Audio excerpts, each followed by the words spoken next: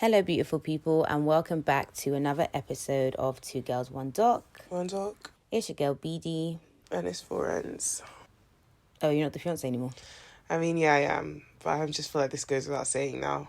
I'm trying to wean myself off it because I'm going to not be a fiancé by the end of this year. So then what will I be? Okay, so we're dropping the fiancé or? It's just this ad hoc, as in when I feel like it. Okay. I know what I'll be after the fiancé, but that's a surprise for later on down the line. So then you might as well just be the fiancé until you're whatever else you're going to... Anyway. It's ad hoc.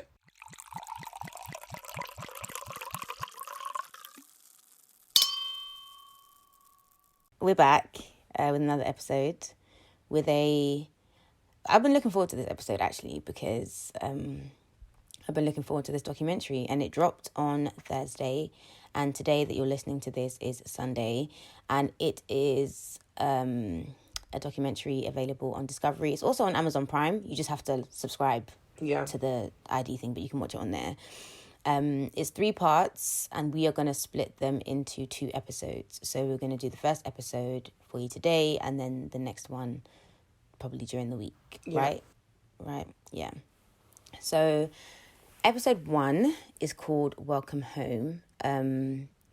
This documentary is very Netflixy in terms of like the way it's shot and all that kind of stuff.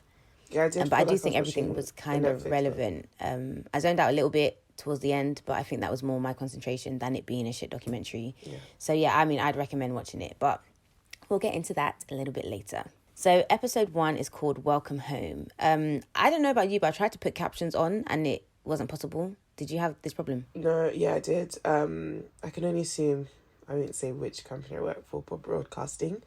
And I actually recruit for like people that do the job. I can actually only assume that like they couldn't get the captions done in time for the releasing. Oh, okay. Yeah, fair. so they don't allow you. Yeah, which is strange. I was like, it should be done. There are people that do live subtitling, so that's weird. But yeah. Yeah, I was thinking to myself, okay, this is strange. Why are there no captions? Now I have to watch it at the normal speed.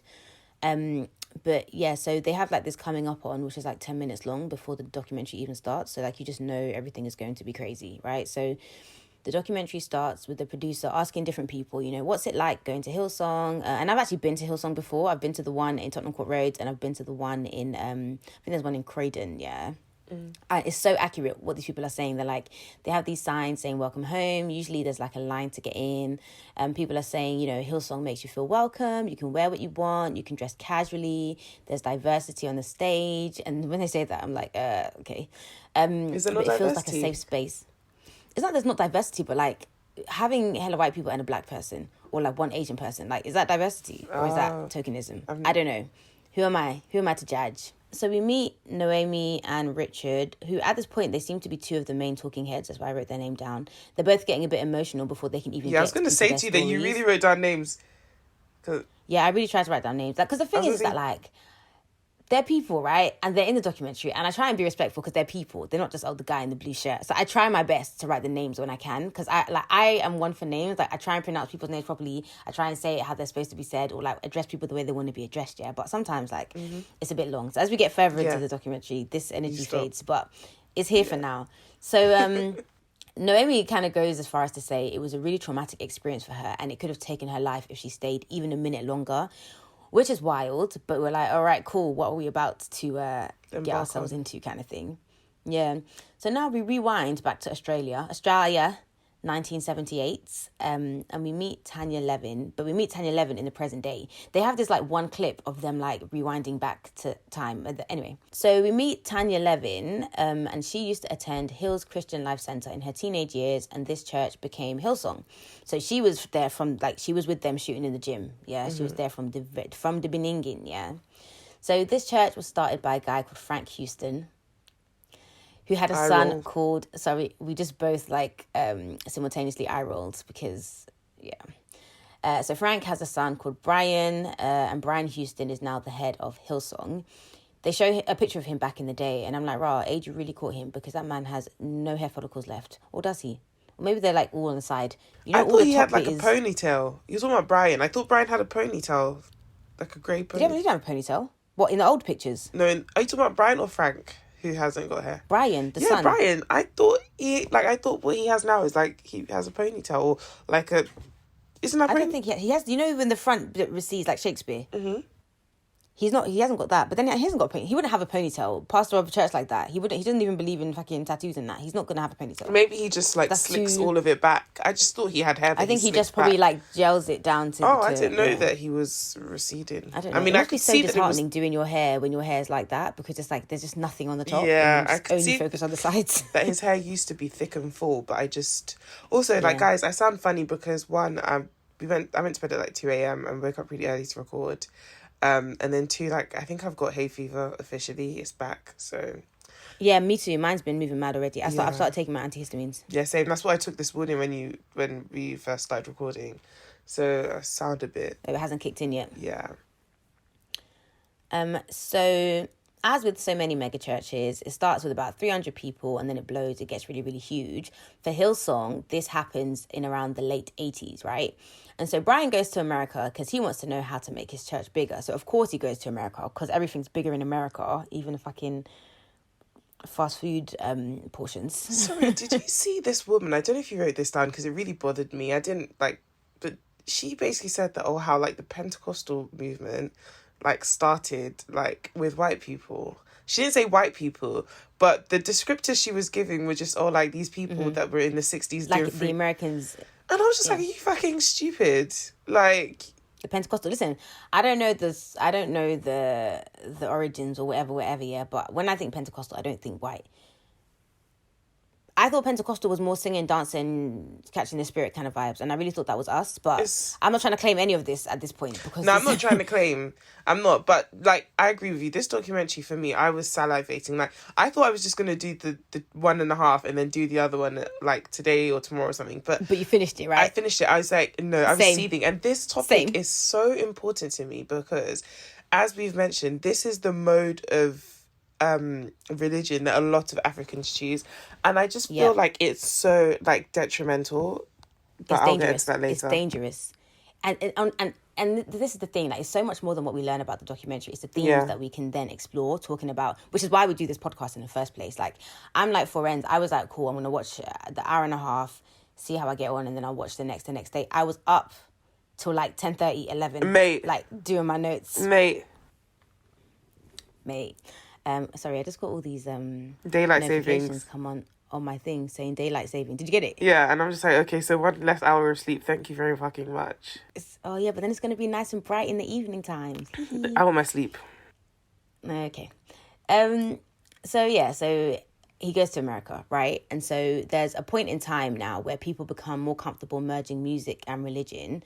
And it's so funny, actually, that you said what you just said, because I've put here, all the clips are of white people, because the blacks have been singing and doing up music for everything for ages. Fam. No, but Maybe music is new to you. To you, exactly. But no, like, if you even think about it, during slavery, there are loads of documents about how they would worship. Like, you can't They were wading in the water. On Beyonce's internet and say, like, it was essentially invented by white people. Are you all right? Yeah, well. That's another thing they take from us. No comment. So then you have the advent of television and the merging television. It's like marketing. Telemarketing. No, not marketing though. Like preaching, whatever. Yeah. So they're merging that with the church. They're taking it globally, and this is like Brian Houston sees like dollar signs, and he's like, "Oh my gosh, yeah, dollar sign, yeah." I'm really trying like to not do an Australian accent during this thing because like I can't. But I don't know if I ever told you, there's this girl that I went to school with, and I remember her, like, I even had to search her on Facebook the other day because I was like, I wonder how she's doing. And she used to say, like, she could only say one phrase in an Australian accent, and she used to say cystic fibrosis is a genetic disorder. Wait, and say it was that like again? So good. Cystic fibrosis is a genetic disorder. And like she used to say it all the time, and like now that's the only phrase that I can say in an Australian accent. Like, and it is a genetic disorder, but like literally sometimes I'll just be chilling, cystic fibrosis is a genetic disorder. But how come she can say that? Like, it's such a random statement as well. I don't know. I think we were in biology and then she was saying it. That's why it's stuck in my head. I've not spoken to that girl in decades. I can literally only say Australian. That's it. Like Australia. put shrimp in a Barbie. No, that wasn't it See, always, when you try to disorder. say that, it always goes to like It Irish becomes or American. something. Yeah. Or Irish. Not that. I love the Irish accent. I can't do that either. No. But love it. How did we get here? Yeah, so now we meet this Christian blogger called Bruce Herwig. And he talks us through the whole prosperity gospel. And if you remember, yeah, the real ones that we hear from the beginning, and obviously the new ones that we love and cherish also, yeah. We mentioned this in one of our first episodes, Conned by My Church, right? Where the whole idea of prosperity preaching is kind of like saying, you know, stressing the importance of giving money to the church and like, you know, you give and you will receive, you know, pressed down, shaken together, running over, that kind of thing. Yeah. So they actually play a clip of Pastor Robert Tilton demonstrating this. As surely as I'm speaking by the Spirit of God, that is a word for a person right now. That is God penetrating your heart. It's burning on the inside of you, and you need to make a vow of faith of $1,000. Oh, Bob, couldn't you say 25? No! But no! Said, not today. Not off my watch. Do you know what, yeah? Like, it's actually criminal, but I'm laughing, yeah? It's just crazy watching this, like, because I'm a person who grew up in the Christian church, and I still love the Lord, whatever, yeah? But, like, this is not abnormal. Like, when you watch it from the mind of, like, a non-believer or someone who, like, this is not their vibe, yeah? You can understand why someone would be flummoxed. They would be baffled. But literally, and sometimes I try to be impartial, like when people tell me like they go to certain churches but like I am a non-believer, not a non-Christian. I just don't go to Pentecostal church. And my dad is extremely cynical. So like he was always very anti, like, no, you're not going to this kind of church, right? And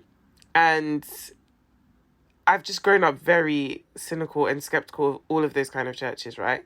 And yeah, it's just, I'm always like, when people tell me, I'm like, So like watching this, I was just like, yeah, and that's why. And the thing is, I have been to those kind of churches, yeah. And I am I don't know if cynical is the word. Maybe it is. I'm a cynical person by nature. Like I'm always like, like about everything, right?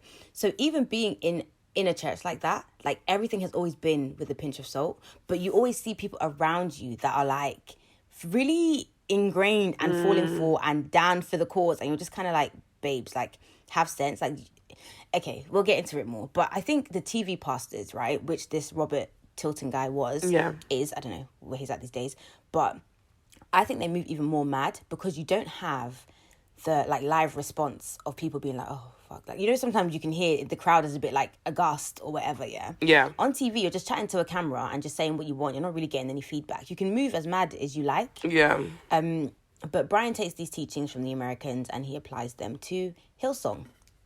So in the 90s, they start to clock that, you know, music is an avenue to get more people to come to church. And to be honest, like, I understand this as a method because, see me, yeah, I am a praise and worship babe. Like, the reason I get to church on time is so I can get me my praise and worship. Do you know what I mean? Like, love that, yeah? And I feel like gospel is, like, the best genre of music ever, but okay. So so one of the talking heads tells us that they had, like, Hillsong had a former child star who was their worship leader and kind of wrote songs for them at that time. And I'm not going to lie, like, Hillsong have bangers. Yeah. Like, you know that song? Shout to the Lord. Yep. That's my favourite gospel song. You know that? I love you so much, Jesus. Banger. Yeah. You know that? Like, they have so many tunes. And I'm like, fam, bangers. Yeah. Bangers, They did what they had to do. They did what they had to do. They understood the assignment. They did that for sure, yeah. And Hillsong was actually the name of the band to begin with, but then the church adopted the same name because the band was so popular. So we get on-screen text and it tells us, in the 1990s, Hillsong began licensing music to Christian organizations around the world, creating an exponential source of revenue and exposure. So I don't understand what that means. Does that mean that if other churches want to sing their songs in church, they have to pay? Or because isn't that what licensing is? Like, you pay to use someone else's music. I think it's to use their music. So if I now start my own church and I'm singing Shout to the Lord, what, they're going to sue me? Yeah, essentially they could do. Wild. It just, like, I understand, I don't know if it's, I understand the business of it, but then also it's like, okay, here's what I'll say. This is how I feel about healthcare and privatization and NHS and all that stuff, yeah? I feel like, yes, you might be running a business, yeah? But when that business is to do with healthcare or to do with religion or whatever, like, there must be some kind of conflict between your need to make money and your need to, like, offer the right treatment. But I just don't even believe the word business should be used in conjecture to religion, yeah. Like, this is why when people say, oh, this and that, yeah, I'm like, I'm sorry, if you're a man of the cloth, okay, for me, it's a conflict of interest if you're living a lavish life. Even if that... I feel like if you're living a lavish life and you what is your source of income? If your source of income is the church, it doesn't make sense that you... I'm sorry, but even if... I will go as far as saying, even if, yeah, your source of income, say you're rich and then you go into preaching, yeah, I still feel like no, because the whole thing about Christianity and humility and Jesus is like not to focus on the fruits of like the earth kind of thing, and money and things like that is, and there will always be a conflict of interest. Like, and we know for you to be super rich anyways, you're not doing what's the word I'm thinking of? What's that thing where people are not like they're stealing from others and ethical, yeah. Like a lot of people who are like mega rich and whatever, like if you dig deep, like fucking Molly Bay, like paying her PA like what 15k in this economically strapped Britain. Sorry, she's paying her PA 15k. Well, she had a job advertised and it was like post grad you have to have a degree, and it was like 15 to 25k depending on the experience, with 18. That's probably the amount that my degree cost, bro. You're chatting about. Okay, thank you.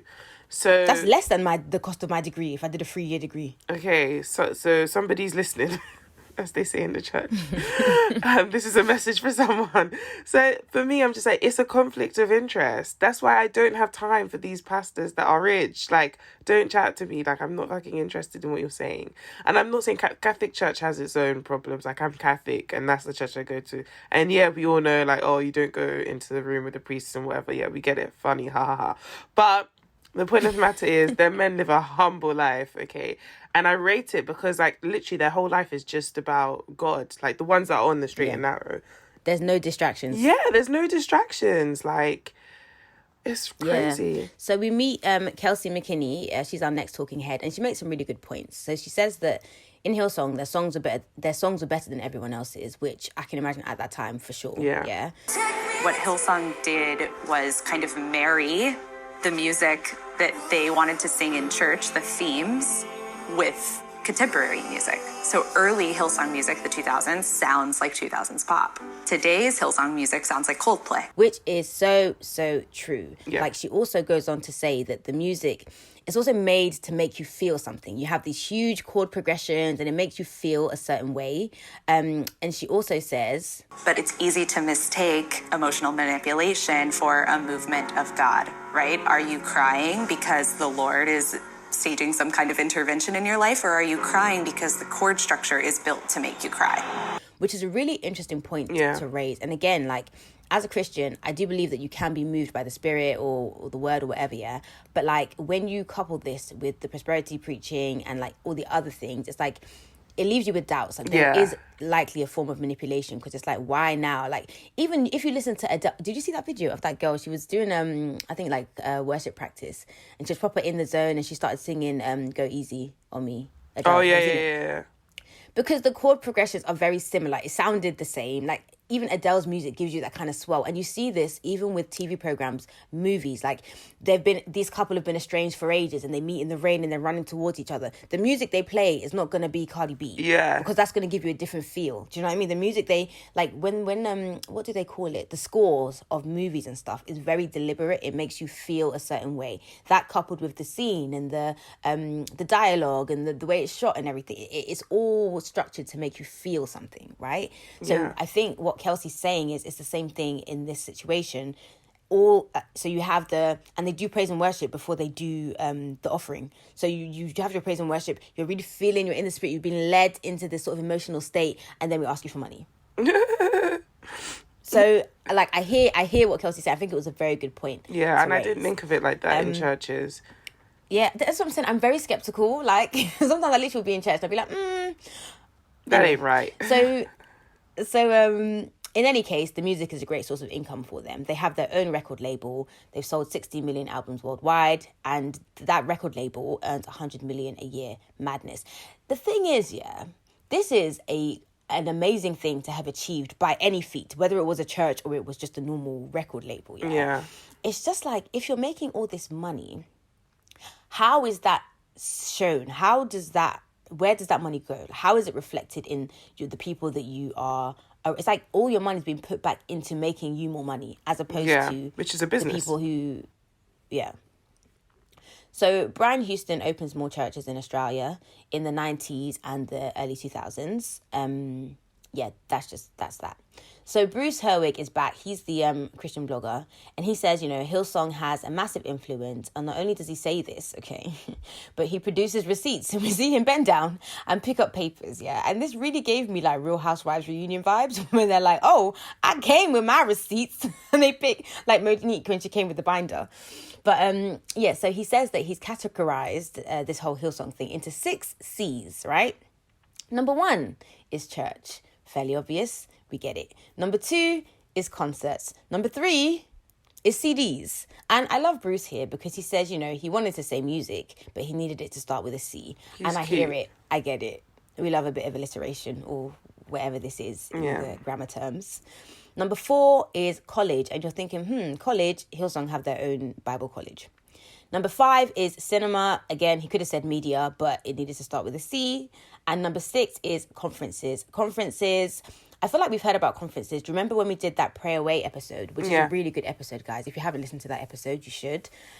Pray Away, they talked about how that church had conferences as well, which is just where, everyone goes away. They have like preachings and activities and whatever. So, and you obviously have to pay to go.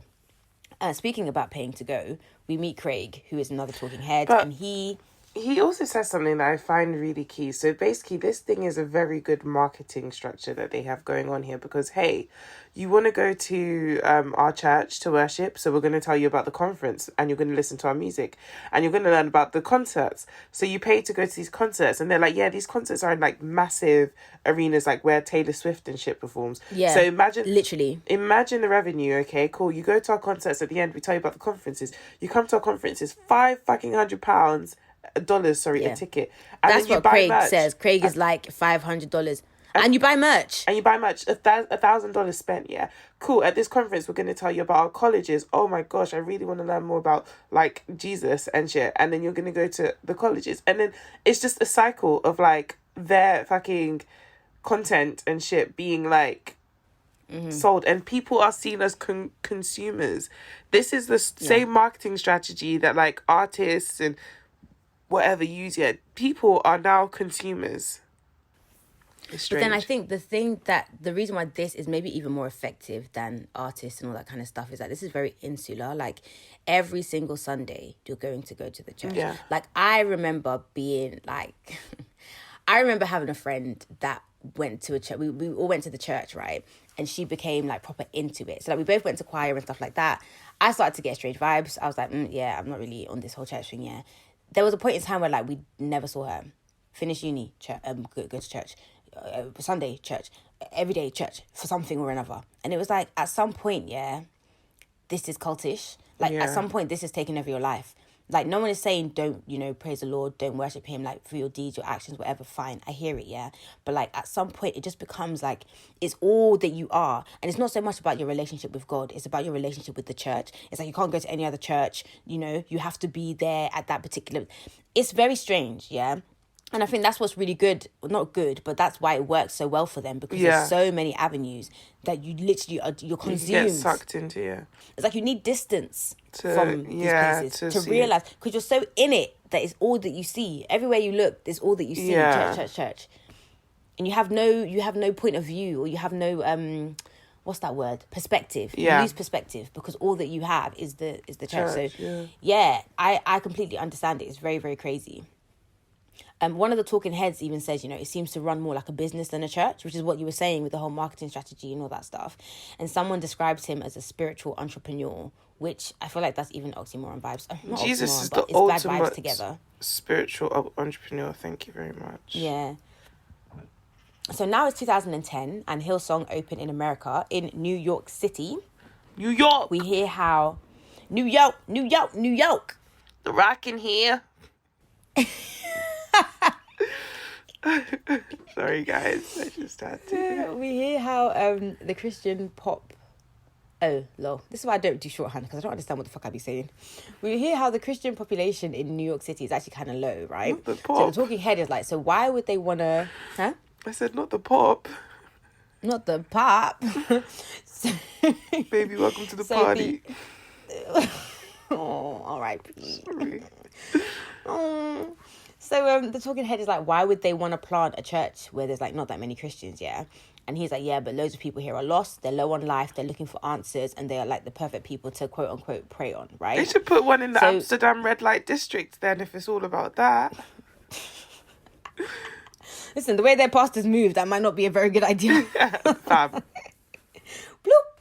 So we meet Brando Kress, yeah, who is a former Hillsong lighting director and clearly part of the LGBTQIA community, right? He And is he leg says, you know, booty. he knows the leg booty community, exactly. So he knew that Hillsong was anti-LGBTQIA, anti-fornication, but he thought, you know what, this is all about community, and like he really wanted that social interaction, so he goes. I And would have he, loved for you know, them to have explored his time there more. I really I wish thought that was would have going to happened. be a segment like I there. thought that's where we were going. Yeah. And I think that they might have done, but maybe didn't make the edit. Yeah. Because I really wanted to know because how it's like me going to a church and being like, oh, you know, they don't really like black people here, but it's all I about need and I community, need yeah. people. I don't know how How do you marry you the know, two? and obviously you can't hide that you're black. But to be honest, I don't really think that he can hide that he's gay either. No, I knew But from... Yeah. still, do you know what I mean? I Yeah. don't know. I really would have wanted to know what his experience was like. I mean, maybe he Yeah. wasn't comfortable talking about it, which is fair enough. But he Yeah. wasn't just like a member. He literally was part of the staff, the team. And everyone there that is not the higher-ups is a volunteer. So they're not Yeah. getting paid for their time. And they spend a lot of time. If Yeah. you've ever been to Hillsong or ever been to any kind of concert in a big arena, that is the level of production that we're talking about. you know? Yeah, and people doing this shit for free. For free. This dick ain't free. So now we get to Pastor Carl Lentz, who is the pastor of Hillsong, New York City. And he looks just how you think he looks. Like, he looks like a Hillsong pastor. He has ripped jeans, leather jacket, questionable haircut. Like, he looks exactly, and he's white. He looks Tattoos. exactly how you think he looks. So we get loads of people saying, you know, how charismatic and good looking he is. And people aren't really coming to the church for God. They're coming to see Carl Lentz, which is a problem. We get this talking head, Ben Kirby, who tells us that he started an Instagram showing celebrity pastors wearing expensive shoes. Like, in my mind, who even thinks to do this, yeah? But anyway, he calls it preachers and sneakers, and there are loads of these, like, pastors wearing very expensive trainers, Off-Whites, Jordans, Gucci, Supreme. Like, he had... It really, like, took off, and he just had, like, 100,000 followers within 4 weeks of starting the page, yeah? And he didn't really think it was that deep. But then people are kind of like, rah, if they're affording these trainers, then like, why am I suffering? And I'm a member of this church. Or like, why? People basically start thinking like, fam, you're wearing $800 trainers. Like, this is not right. Like, you're meant to be a man of the cloth. Like, this is wild, yeah? And then he posts Carl Lentz wearing $800 trainers and then like a Supreme hoodie, which they say is on the resale market for $10,000 to $15,000, which doesn't mean that that's what it costs, but it's clearly an expensive Hoodie. item. Yeah. And it's Supreme, yeah, exactly. And even what the fuck is a celebrity pastor? That in itself is like... That, exactly. And it's not like a celebrity therapist, like you are the therapist to celebrities, you're like a pastor to celebrities. It's like you yourself are a celebrity. And you happen to be a pastor. Yeah. It's like you wouldn't say celebrity actress, because actresses are celebrities. But you shouldn't be a celebrity if you're a pastor. Like, you should just... Exactly. You should just be a pastor. Yeah. Like, but this is the thing, and it all makes sense why Brian went to America, because America is the land of the bullshit. Like, Yeah. only if not for America, yeah, I reckon if there was no America, yeah, this wouldn't be the case. Yeah. This culture of preaching and stuff wouldn't be the case. Yeah. Because even as a child, I remember fucking Creflo Dollar and TD Jakes and all them, man, like just being up big guys. And that was pre-social media. So social media, I feel like just expelled that nonsense even more. Is expelled the word? No, it's not. It's, yeah. You know what I mean? I'm doing Yeah. the action, but I can't think of the word. Guys, you know what we mean. Made it bigger. You know what I mean, exactly. this talking head is basically saying that, you know, any church bringing in this much money should account for it. And I went to one of these churches, these like big churches, and every April they have this service where they sort of detail how much money the church brought in and what it was used for. It's kind of like I don't know, it's like a tax service. I remember the first time I was like, what the fuck is this? Like, why did I come? Like, I came, had my praise and worship Liddy, and then here's me thinking it's time for the word. And they literally would go through like how much the church brought in, where the money went, whatever. And like, it's only now that I'm older that I kind of understand the need to do that. Because it's like, okay, cool. As a member of the church paying tithes and offering or whatever, this is an account of where the money went. But they didn't really get any of that in Hillsong. And also they're making a lot more money than that church that I went to did. So anyway, Ben gets mad haters, yeah, on his Instagram page. Preachers and Sneakers, which is still there. I went on it the other day. It's still very much there. I found all the posts that they showed on the documentary, and I was like, oh, right, still there. Checks out. So he gets the most haters when he posts Brian Houston wearing $650 Gucci trainers, which I think is even cheap for Gucci. Yeah. I was very surprised that was the price of them, but they were ugly. So, you know the ones with the B. Yeah. They're white with the stripe in it. Yeah. But I do want those Chanel trainers. Hint. Next year I turn 30. There's only one pair of Chanel trainers that I think is nice. Which ones are the ones? I think it's the basic one everyone has. I don't know how to. With the CC. Yeah. Yeah. So at first I thought, you know, he was just bitching about having haters. Yeah. But he says this whole people were, you know, hating to show how devout some people were to the pastors. Like, they're moving like stands at this point. And it's like, this is a person who is supposed to bring you to Christ. Like, why are you focusing on them so much as a human, like as a man? Do you know what I mean? So Carl Lentz reaches out to Ben, who runs the account anonymously. And when we say anonymously, like, he's been invited on TV so many times. Like, people want to know who he is, and he's just like, no. Yeah. And then Carl calls him and is like, yo, bro, who are you? And he's like, my name's Ben.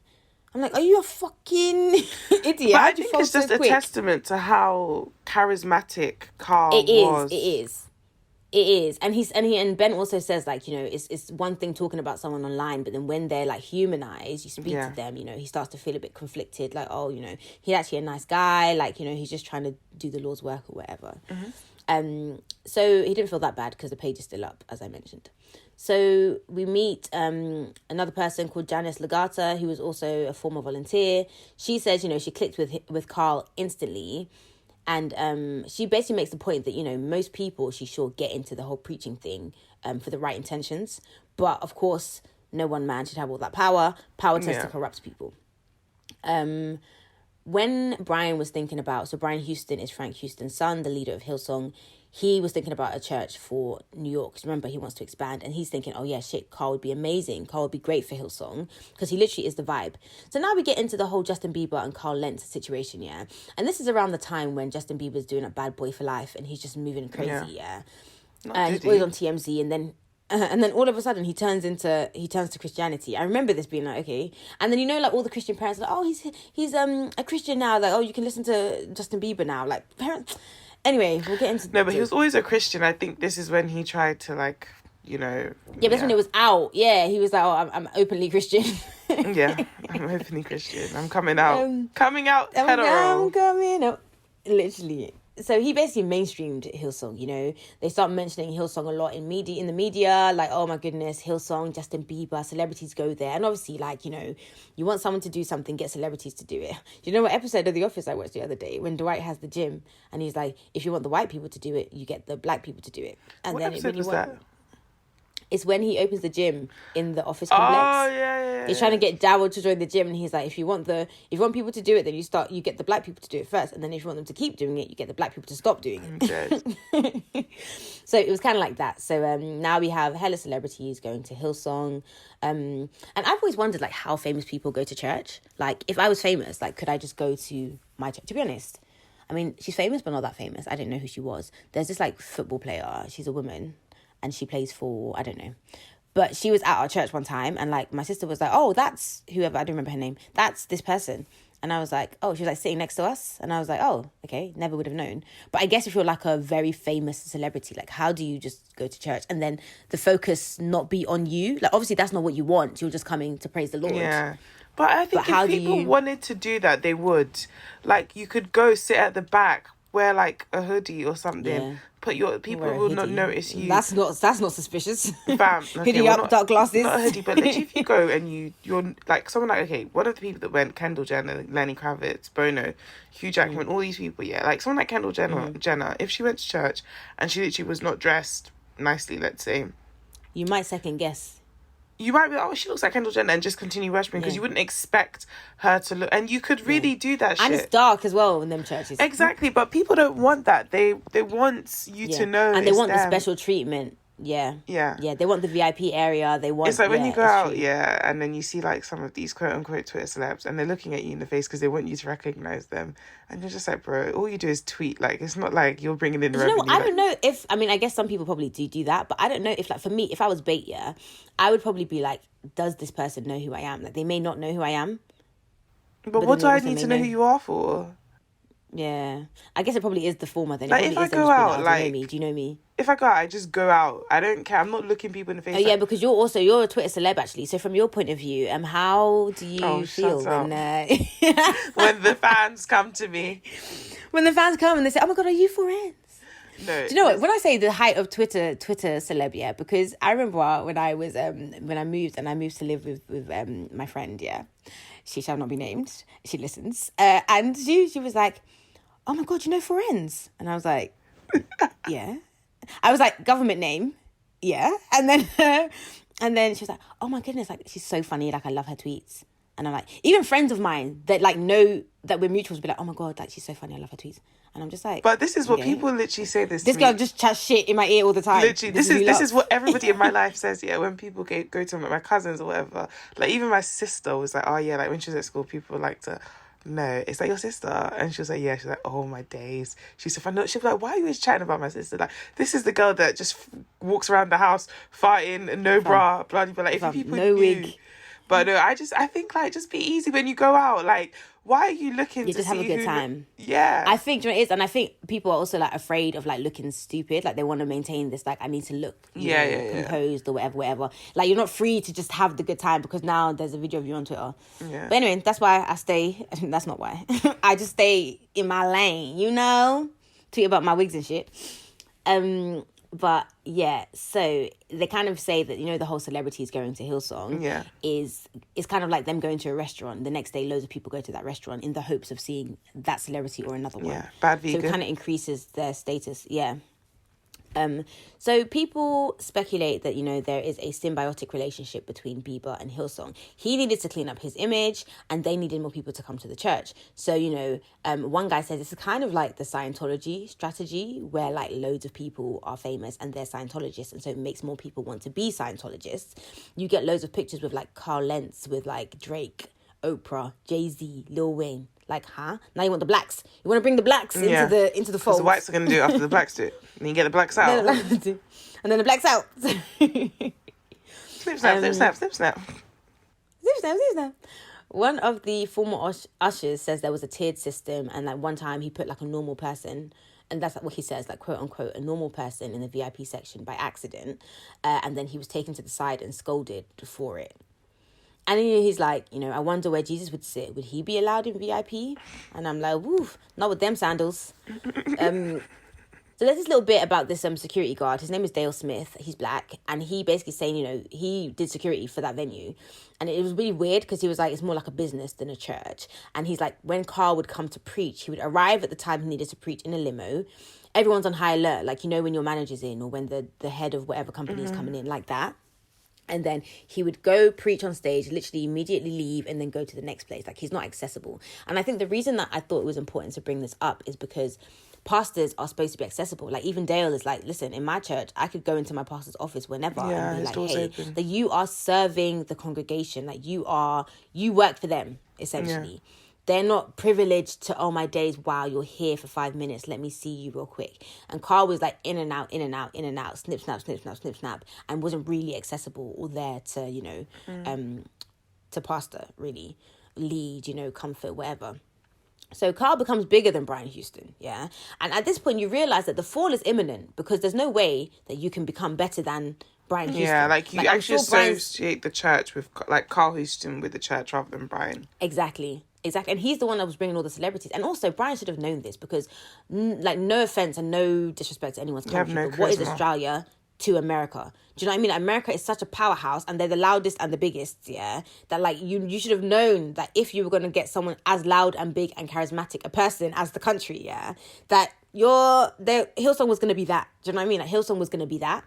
And also, to be honest, the most shocking thing was that Hillsong started in Australia. I thought it was American. Oh, I knew that it did. That's why I wasn't surprised. I was surprised. But what I find even more, I guess, shocking is that Brian would think there'd be any competition. He's not charismatic.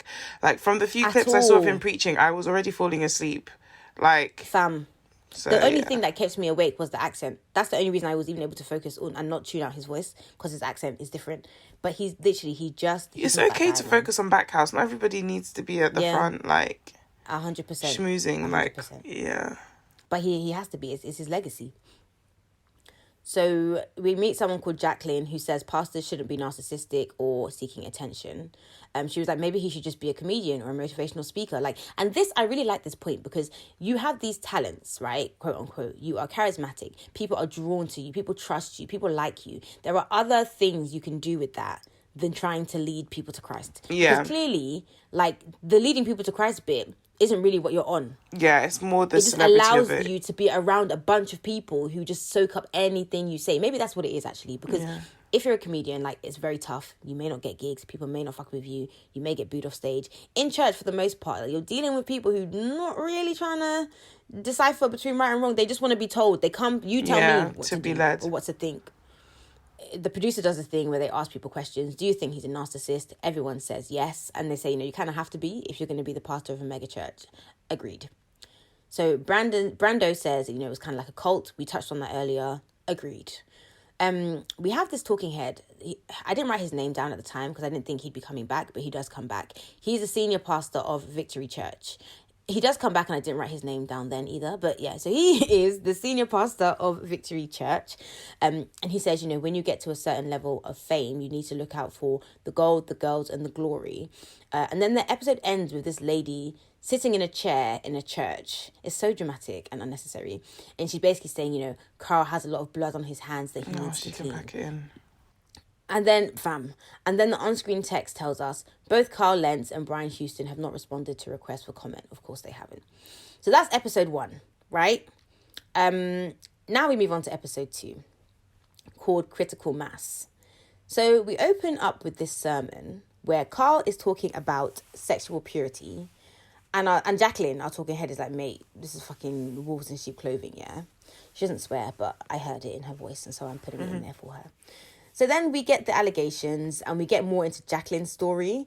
So we saw her in that first episode and we learned that she went to this church called Wave Church from the time she was 17 to 34.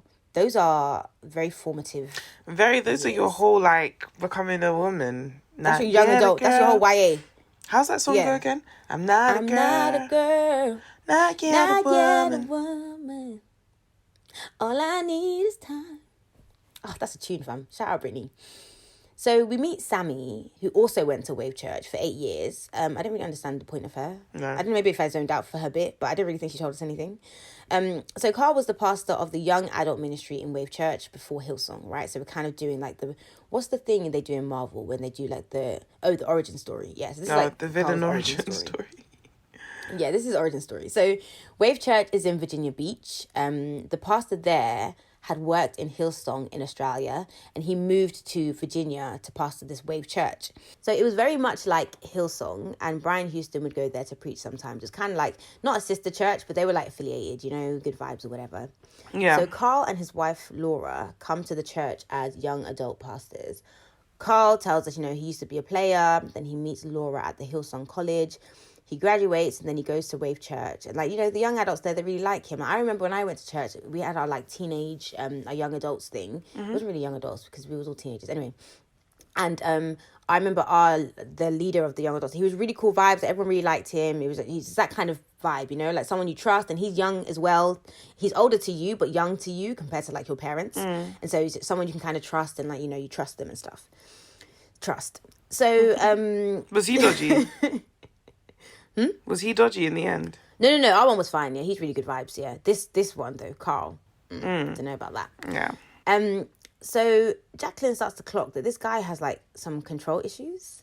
And for her to clock this at her ripe age of 17 to 34, yeah, or probably the earlier of those years, we see this archival footage of him saying, "My dad told me something pretty brilliant. You can go look it up. It's true now. I think over 90% of a young woman's identity comes from the words of her father. And my dad said, you got to get a hold of your girl before everybody else. You got to tell her who she is." And I just don't really understand, one, that you thought that, and two, that you thought it was appropriate to repeat it out loud. Yeah.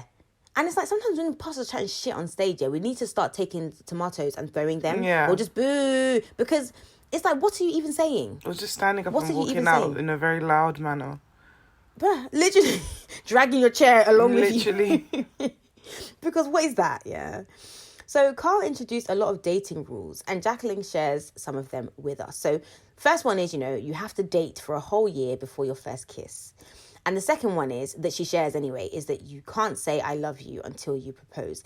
And it's like, I don't understand why you're so in it. Like, why do you give a fuck? Yeah, who says what? And it shows how controlling they are, because how are you going to know if we kissed? This is so controlling. And this is such minimal. And this also shows like how manipulative and how ingrained. Inbred. Oh, Lord, English is That's not finding me today. That's when there's some incest going on. Said inbred. Not the incest. Well, they are a family, so. But yeah, how like ingrained it is in them.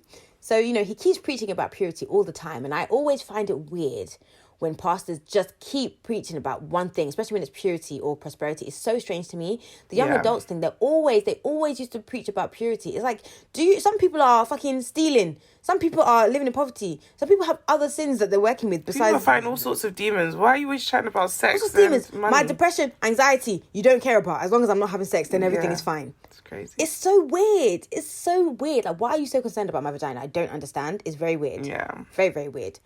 So now we get some on-screen text which reads, the following interview was recorded with a former staff member of Wave Church due to a non-disclosure agreement, which we will get into later, signed as a requisite to employment. They asked that their identity be completely disguised. I mean, this interview was said in much of nothing.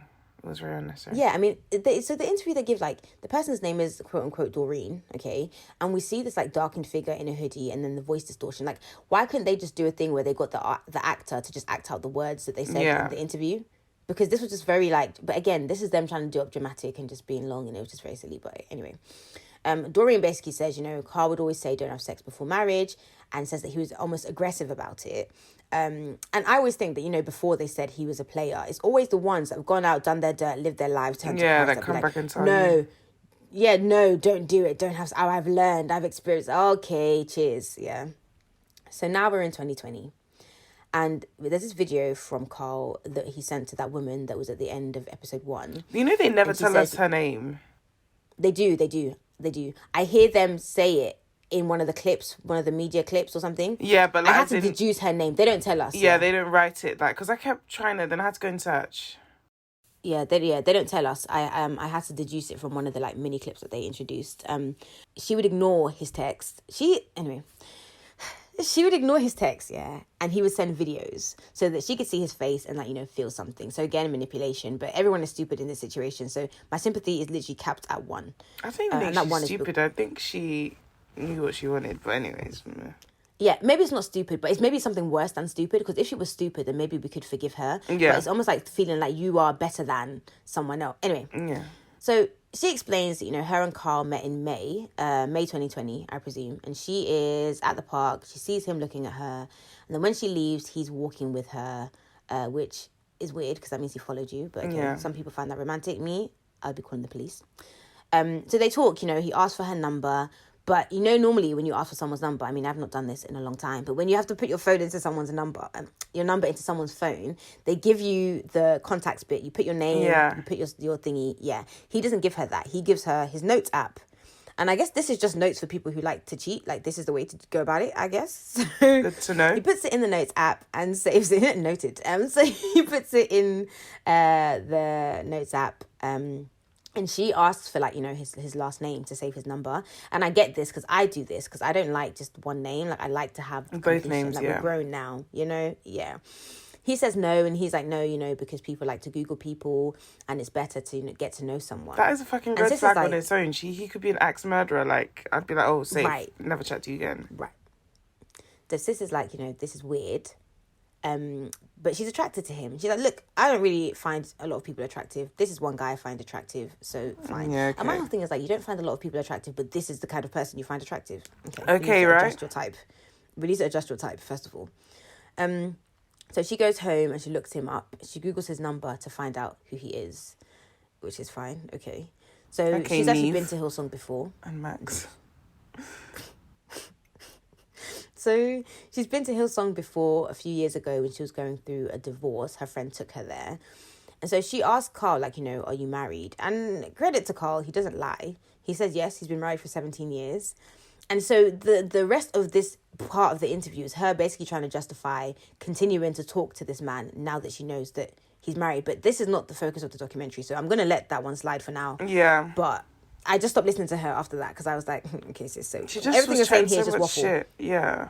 She just chatting shit. And he even said to her that we don't have problems in our marriage. So what the fuck are you doing? So clearly, yeah, he says, you know, there's nothing wrong with our marriage, but I just, you're everything I want in a woman. And this is where I'm saying that maybe it isn't that she's stupid. It's just that she feels superior to his wife. Because Yeah, it's like, I think she does. This gasses her. And she thinks like, oh my gosh, like, you know, maybe it's meant to be. I first saw you in church in 2013. Now we meet again like this, you know, the universe, blah, blah, blah. And I'm just like, sis, you're literally, this reach is so far. So far. So they meet on the Friday, and by the Sunday, he's at her house. And she says it's the first time they kiss. Okay. Sunday, Right. take her for a drink on Tuesday. Tuesday, we were making love by Sunday. Yeah, that's Sunday. Literally. So Doreen, I think the only reason they even included Doreen's whole interview is because she thinks she's a lyricist, and she comes and she's like, you know, Carl was a womanizer at Wave and he knew where to go to pray. And then she like clarifies and she's like Paey, not PR. Can I even Not spell? waxing lyrical. Okay, girl. Literally, she basically was trying to do up homophones in it and was Not like, oh, I nuts. said what I said kind of thing. I said, Greatest ooh, MC okay, in time. it's a lyricist. Lyrical miracle. I'm dead. She said blueprint, baby. So Jacqueline is back, and this part is just, I'm sure so many like of them church people can relate to this. Yeah. So Jacqueline has sex with her boyfriend one time at band camp. Can I just say though, a lot of people talk about like this guilt they feel after sex, like religious people. Yeah, because I was listening to another podcast and this girl, she was Sikh and she was talking about how she felt really bad after she had sex. And I was just Yeah. like, wow, I really need to up my Christianity, yeah, I do not feel any type of way. nothing. I'm like, okay, next round. we Like, gonna go and again? in 5, 4, You 3. rested? Let's go. Yeah, but I think the whole guilt thing literally is just a proof of the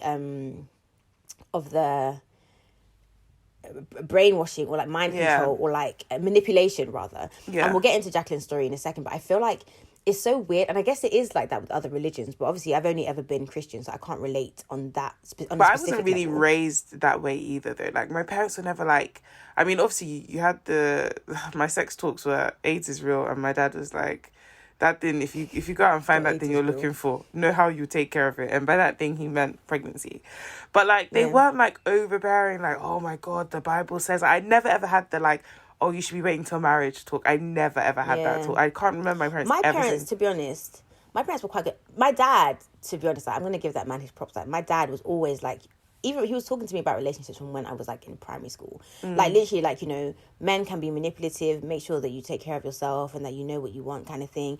Even like in relationships, like, look, just do things when you're ready. You know, the consequences of this can be this, you know, you just want to make Yeah. like very on a level. Like, even now, like, I can talk to my dad about like relationships and sex and stuff. Like, it's actually not a big Yeah.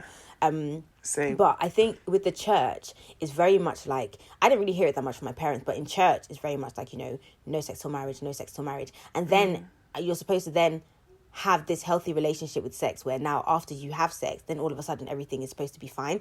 It doesn't make any sense. Like, you spend all this time Yeah. demonizing this act and making it seem like I would be the worst person on earth if I did it. And then I say I do, and all of a sudden all of that goes away. It doesn't make any sense. Like, I was watching this show and it was like a woman, she was sex therapist. It's a real people. And like this Christian couple come in and the girl's a virgin. And the guy wasn't. He had sex once before. Like, he said he sinned or whatever once before. And then they were talking about, like, sex. And then, like, they came to this because the girl was like, she's afraid of sex. Like, she spent her whole life avoiding Why this wouldn't thing. she be? And now she has to have sex with her husband. And the woman was just like, okay, well, don't feel pressure to do anything on that night. And the guy's face was like, oh. And then she was like, yeah, like, you know, she can just lay down next to you. You can hold hands. Yeah, you start can small. No one just has sex. Like, there's things you do build before. up that intimacy. And, like, you don't have to feel like, if you don't want to have sex, like, you know, you can say you don't want to. And then he was like, oh, but, like, she's my wife. Like, she's meant to. Why would she not want to? And I was like, nah. Like, And these so lot this is are another finished. thing. This is another thing. It's like you're told, this is my wife. Like, you then have sex with your husband. You please your husband. Like, I'm not a sex object. Do you know what I mean? It's like, you're not taught about pleasure for yourself. You're not taught about the healthiness of it. You're literally just told, do not do this. And you are chastised more than the man is. Like, that guy had sex already before he got married. Do you know what I mean? Like, I'm sorry, it's but just ladies, like, you need to try. Like, I just even remember this time where I was, like, feeling a bit unwell. And, like, I knew my partner was in the mood and stuff like that. But when he clocked that I wasn't feeling as well, he was just like, oh, nah, like, just, like, leave it. Like, I would never want to do it if you're not into it. Right. Fam, these things are important. This is what we should be teaching, like bare minimum. Yeah. Literally, like, be with someone that respects your boundaries and vice versa. Do you know what I mean? It's like, you're not obliged to have sex with anybody. Whether you're male, female, anything in between. Like, you're not obliged to do that. You're not. Do you know what I mean? Like, you're actually not. And you just don't get taught that. The church sometimes can really just skew. And I'm sure it's not all churches and not all people. I get that. But, like, for the ones that do. Are Christians. Literally, no, not all of us. So Jacqueline has sex with her boyfriend one time. They feel really bad, right? And now this is how men are the weakest link. Another example 352 of how men are the weakest link, right? So at the end of church services, in general, they'll do an altar call. So that's where you can go and give your life to Christ or rededicate your life to Christ if you feel like you've gone off the rails or, you know, done something bad. So they come and ask people, you know, who wants to come up. And this stupid idiot, her boyfriend, goes up, puts his hand up to go to the front. And Jacqueline's like, for fuck's sake, like, now I have to kind of go. So they go, right? So they go to this smaller room, right? It's just the two of them and Carl. No other woman, just them. So they tell Carl, you know, we've sinned, we had sex, you know. And it's like they tell them this unprovoked. This is how you know it's deeply ingrained. And the manipulation is real because no one asked you. Nobody caught you. Nobody said anything. But you felt so guilty that you had to say it, yeah? So, you know, they say, you know, we had sex. It was literally one time. And Carl asked, did you use protection? And I interrupted, yes, you know, like, of course we use protection, you know. And his next response was, well, then it was premeditated. Can you imagine? Instead of you to applaud them and be like, well, you did the right thing for using protection, exactly, at least work you on use your protection. journey with Christ, you're now saying that, oh, well, you thought about it, so you're going to hell. And then if she had said, no, we didn't use protection, oh, well, you're risking, so either way, they weren't going to win. They get taken off their respective teams, so no choir or whatever for 6 months. And then they get told that they can't date for 6 months. And it's like, who are you to... In my head, I was like, this is actually wild. And then I remembered when I was in a church, and I had my little boyfriend when I was 16, Was I 16? I think I was like 14, 15. Anyway, I was a teenager. And I remember we'd be cool and everything, like, ha, he, great relationship, whatever. And then we'd go to church on Sunday. And like clockwork, every Sunday, you'd be like, oh, I don't know if we're doing the right thing, if we should be in a relationship. Oh, I'm not sure if we... Because you'll go to church and hear one thing and then be like, oh, I don't know, I feel bad, I feel guilty. And I'm like, can you shut the fuck up? Safe to say, that relationship did not last. But, so you get it, do you know what I mean? Like, it's just ridiculous. That situation was wild. And it's like you're shaming them. Yeah. And they came to you and like you're not their parents. Like if their parents were to come and shame them, fine. I hear it because their parents, that generation, fine. You are the youth pastor. Like you're meant to, welfare, you're meant to care about them and lead them and guide them, not just chastise them. And no one's saying don't say if they do something wrong, but they've come to you of their own volition. They didn't even have to tell you. Yeah. And I don't think Jacqueline ever would have said anything, but that guy just came and just fucked up the base. Weak link. Yeah. So we're back to Carl's mistress. Her name is Renine. Is that the name that you got? Mm. Okay, yeah. So she says they were together for 5 months. He gave her his pendant and, cries around her. He's just crying like, I'm so happy I'm able to be this vulnerable around you. I'm not usually like this. And then later she like finds out he cries all the fucking time. And the producers show this like montage of all the times that he's cried on stage. This guy can bring about these tears. Either he's a very emotional lad or he can just bring about these tears. And I think it's the latter. They should give him an Emmy or an Oscar or something. They sure should. So we're back with Jacqueline. And so Jacqueline was with that guy. They have sex. They're chastised. She marries him now. No, she doesn't. Sorry, that was very, very wrong. I'm very confused. Jacqueline, that guy, they break up. And she says this thing about like having no closure with that relationship because they just stopped talking. They weren't allowed to speak. And I don't think that's healthy, personally, in that manner. But she marries this other guy 3 months after they meet because she had sex with him. And she's like, look, I'm not going through all this shit again. Like, let's just get married. Which I think a lot of young Christian couples do. Yeah. I think they get married because either they want to have sex or they already had sex and they have to justify it. Yeah. And I feel like that's just not the right way to marry someone.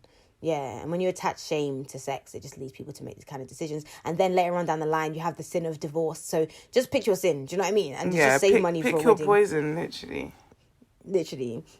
Yeah. They're married for 7 to 8 years and then they get divorced. So we're back with Reneen, who I have put is a quote unquote fantastical fool. She tells us how she starts to realise that she's a side character in his life and he only comes when it's convenient for him. What the fuck? And I'm like, you are a side chick. With kids. You are married. You are a fucking a married celebrity pastor. Did you not read the job description? Did you read the job description? This is what I don't understand about these mistresses, yeah? If I was to be a mistress, and I would never be one, but if I were to be one, yeah, I would just do my part and leave. Why are there feelings You're involved? getting the best of, especially if he has money. You don't need to do all the bullshit. Thank you. She's not upset. I'm like, listen, why would you ever be a priority in his life? Why would you think that you would be that? And this goes back to, it's not stupidity. She really thought that she was better than. Yeah. And every time he's going to show you, look, I'm married. Not. I've been married to this woman for 17 years and we're good. Yeah. You are just, it's like, I'm happy with this meal. This is a great meal, but I would also like some dessert. Yeah, and your dessert is great, but am I going to have dessert all the time? No, I'm not, because I need my sustenance, and I love that.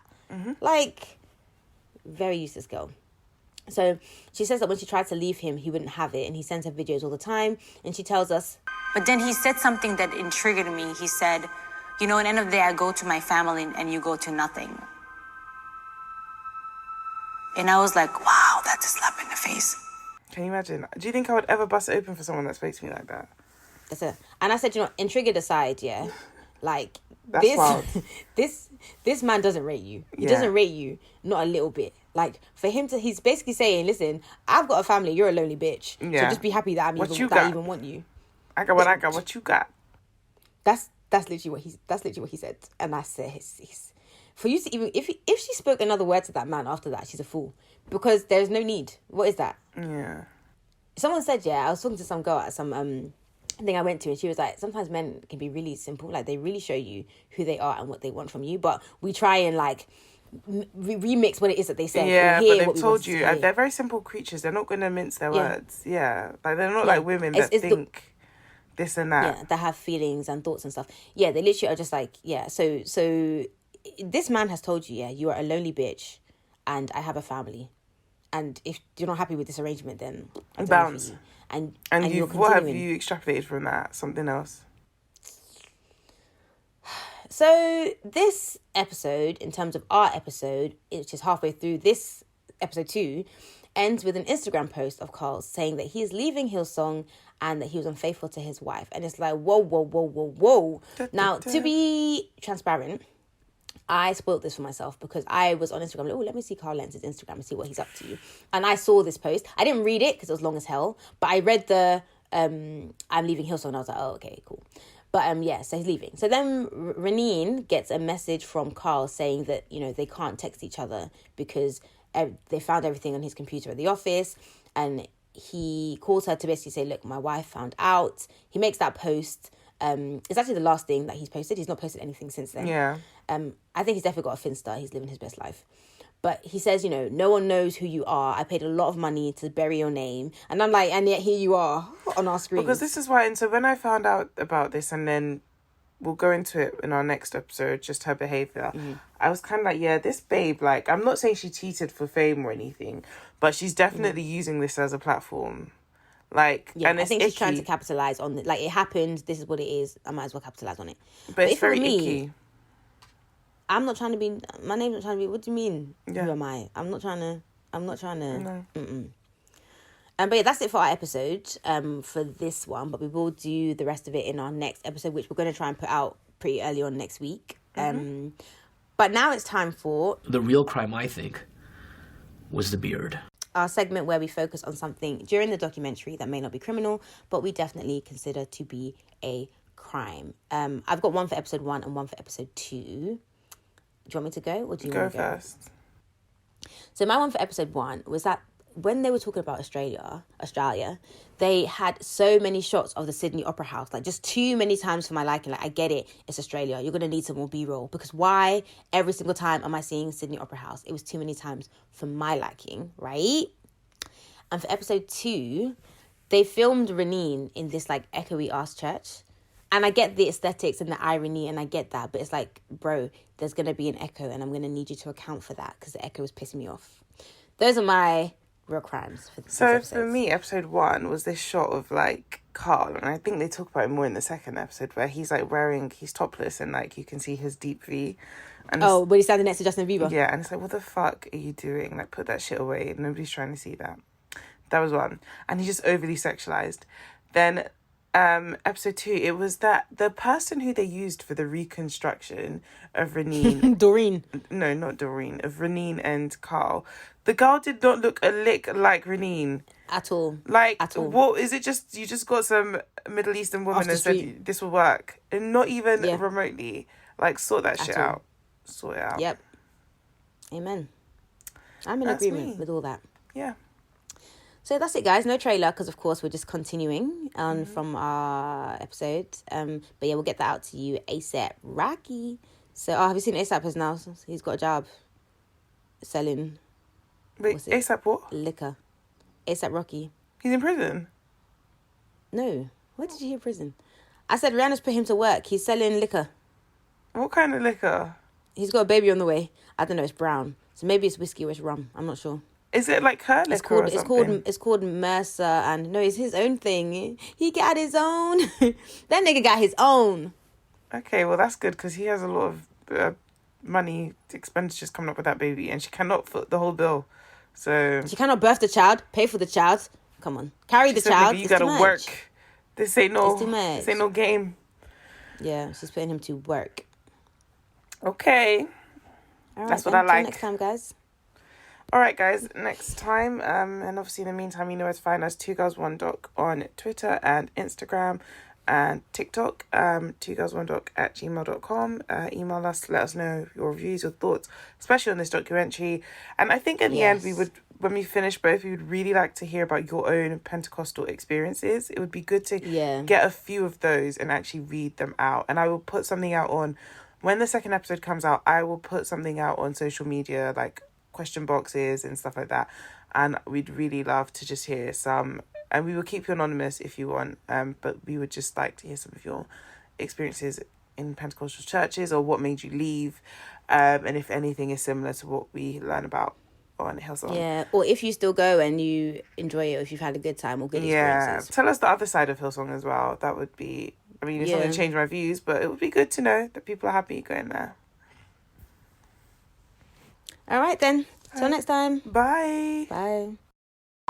And I knew I was done with this church, because there was one time, I might have to put this in. So I knew I was done with this church, because there was one time where they were giving offering, and then the guy was like, the pastor was like, oh, we want silent offerings, yeah? And I was like, the fuck this guy means, yeah? He wants notes and not coins, because obviously coins make a sound. So I thought, no way, like, I'm just too skeptical. Why would he even say that? And then he said it. Then he was like, oh, yeah, like, we want notes don't make a sound. And people were just laughing. I said, I'm done. I'm done with this church, fam. Done with it. Done. Oh my god. My headphones are They're dying. they're dying. I'm gonna plug them in. It's fine, I can plug them in whilst Why you always dying?